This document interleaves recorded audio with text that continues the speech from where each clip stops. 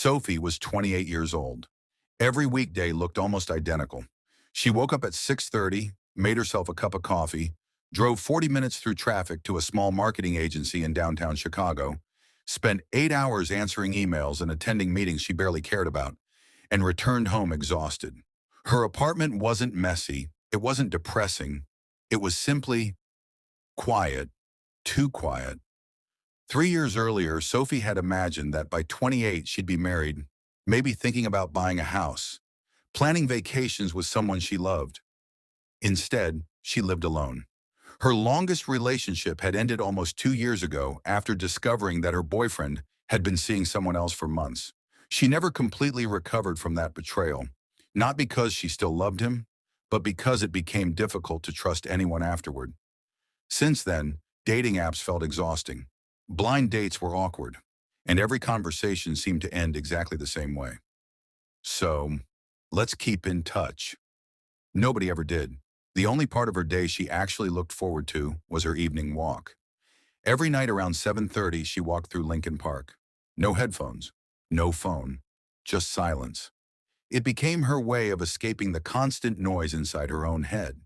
She noticed the same elderly couple feeding ducks, the same man jogging with his golden retriever, the same woman reading books near the fountain. And eventually, she noticed him. He wasn't especially handsome, at least not in the movie star kind of way. He looked ordinary. Dark brown hair, simple gray hoodie, a paperback novel in his hands almost every evening. He always sat on the same wooden bench overlooking the lake, sometimes reading, sometimes simply watching the water. For almost 3 weeks they never spoke, only exchanged quick smiles as they passed each other, until one rainy Thursday. The rain started suddenly. Most people rushed toward the parking lot. Sophie didn't have an umbrella, neither did he. She laughed quietly as the rain soaked her jacket. He looked up from his book. "You picked the worst day to go for a walk." She smiled. "I could say the same thing." He closed his book. "I guess we're both terrible planners." That was it. A conversation that lasted less than 2 minutes. No flirting, no phone numbers, nothing dramatic. Just two strangers standing beneath a tree, trying not to get completely soaked. Before leaving, he finally said, "I'm Ethan." "Sophie, see you tomorrow?" She hesitated for half a second. "Probably." The next evening, he was there again, this time with 2 coffees. "I guessed you drink cappuccino." She looked surprised. "How?" "You look like someone who orders cappuccino." She laughed. "That's the worst guess I've ever heard." "I was right, though." "Yeah, I know." That became their routine. Coffee, walk, conversation, no pressure, no expectations. They talked about work, travel, books, childhood memories, favorite movies, the embarrassing things they'd done as teenagers. Sophie couldn't remember the last time talking to someone had felt so effortless. Weeks passed, then months. For the first time in years, she actually looked forward to tomorrow. But one evening, everything changed. She arrived at the park. The bench was empty. No Ethan. She waited. 20 minutes. 30. An hour. Nothing. She told herself he was probably busy. The next evening, still no Ethan. Then another. And another. 5 days passed. No messages. No explanation. No goodbye. Which made no sense. Because Ethan wasn't the kind of person who disappeared. Or at least, that's what she believed. On the sixth evening, she almost decided not to go to the park anymore. But something inside her refused. She walked toward their usual bench one last time. It was empty. Except there was a small envelope lying exactly where Ethan usually sat, and written across the front in familiar handwriting. For Sophie. Sophie stared at the envelope for several seconds before picking it up. It wasn't sealed, just folded neatly. Her hands trembled slightly as she unfolded the paper. There was only one sentence. "If you're reading this, I'm sorry I couldn't explain it in person." Nothing else. She turned the page over. Blank. "No," she whispered to herself. "That can't be it." She looked around the park. Maybe this was some kind of joke. Maybe Ethan was watching from somewhere, waiting to laugh and tell her she'd overreacted. But the park was almost empty. The sun was beginning to set, and Ethan was nowhere to be seen. That night, Sophie barely slept. She replayed every conversation they'd ever had. Had she said something wrong? Did she scare him away? Was there someone else? The questions kept coming, but none of them had answers. The following evening, she returned to the same bench. Again, nothing. The day after that, still nothing. By the second week, she finally convinced herself to move on. People disappear. It happens. Life doesn't always give explanations. One Saturday morning, Sophie decided to visit a small independent bookstore downtown. Books had always helped her clear her mind. As she wandered through the aisles, something caught her attention. A familiar gray hoodie. Her heart skipped a beat. Ethan? The man turned around. For a brief second, she thought it really was him. But it wasn't. Just someone who looked similar. She smiled awkwardly. Sorry, wrong person. Embarrassed, she headed toward the exit. Just before leaving, an elderly woman behind the counter called out, Excuse me.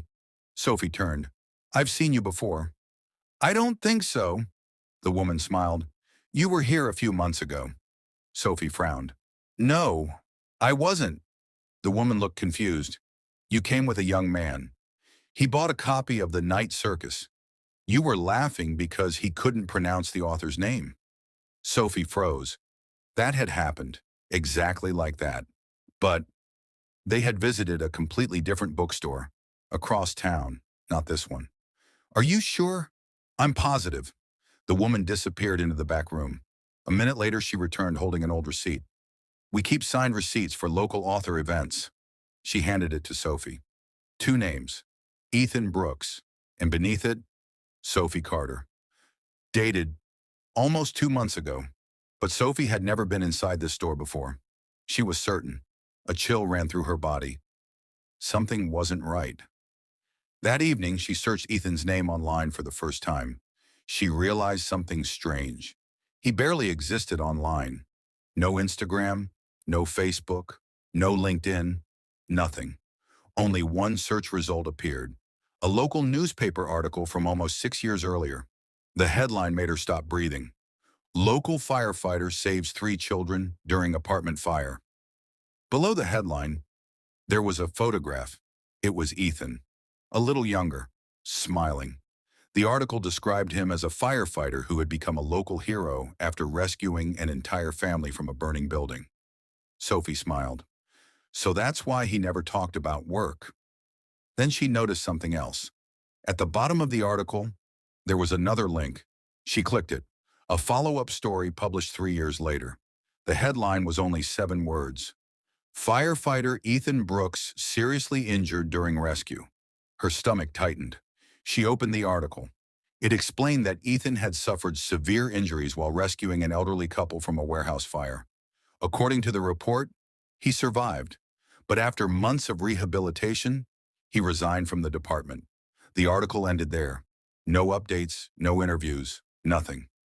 Sophie leaned back in her chair. So, why would someone like him suddenly disappear? The answer came 3 nights later, at exactly 8:17 p.m. Her phone buzzed. Unknown number. One message. Meet me tomorrow. Same bench. 7:30. Please come alone. No signature. No explanation. Just those 10 words. For the first time in nearly 3 weeks, Sophie smiled. But she had no idea that the truth Ethan was about to tell her would change not only how she saw him, but how she remembered the last 3 months of her own life. The next day felt longer than any Sophie could remember. She tried working. She answered emails, sat through 2 meetings, even smiled at a joke one of her coworkers made. But her mind was somewhere else. She kept checking the clock every few minutes. By 6:30, she couldn't focus anymore. She shut down her computer, grabbed her keys, and drove toward the park. The closer she got, the more nervous she became. What if it wasn't Ethan? What if someone had taken his phone? What if this was some kind of cruel prank? At exactly 7:28, she reached the familiar path. The bench was empty. Her heart sank. She looked around. Nothing. Then she heard footsteps behind her. Sophie! She turned around instantly. It was Ethan. He looked different. His face was tired. He hadn't shaved in days. There were dark circles under his eyes, and for the first time since she'd met him, he didn't smile. For several seconds, neither of them spoke. Finally, Sophie broke the silence. You disappeared. I know. You left one sentence on a piece of paper. I know. I thought something had happened to you. He looked down. Something did. Sophie folded her arms.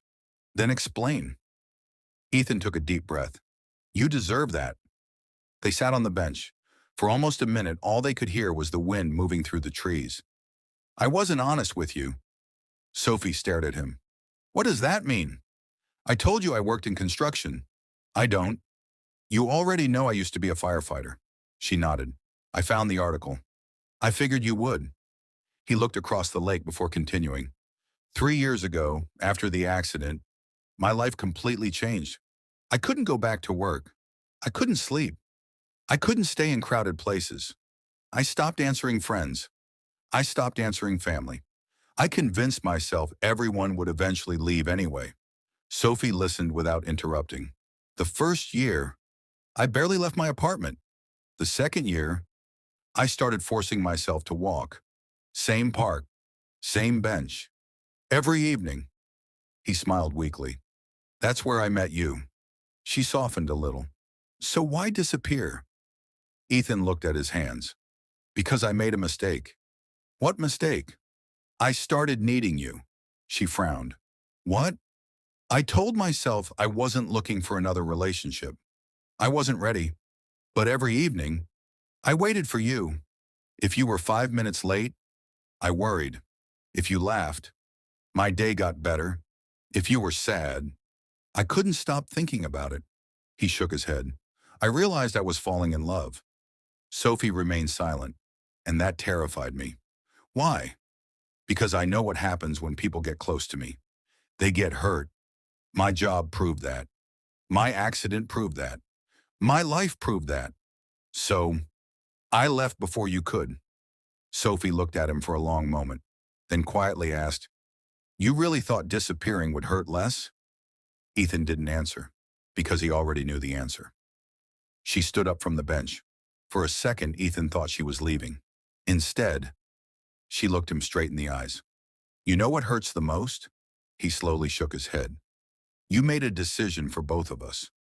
You decided I couldn't handle your past. You decided I deserved better. You decided what I should feel. Her voice wasn't angry. It was disappointed. And you never even asked me. Ethan lowered his head. She was right. Every word. After a long silence, Sophie reached into her jacket pocket. She pulled out the folded letter he had left on the bench weeks earlier. She placed it in his hand. I kept it. Ethan unfolded it. That single sentence suddenly felt heavier than ever. If you're reading this, I'm sorry I couldn't explain it in person. Sophie smiled sadly. You still haven't. She turned and slowly walked away. Ethan didn't stop her, because for the first time, he understood that loving someone wasn't about protecting them from pain.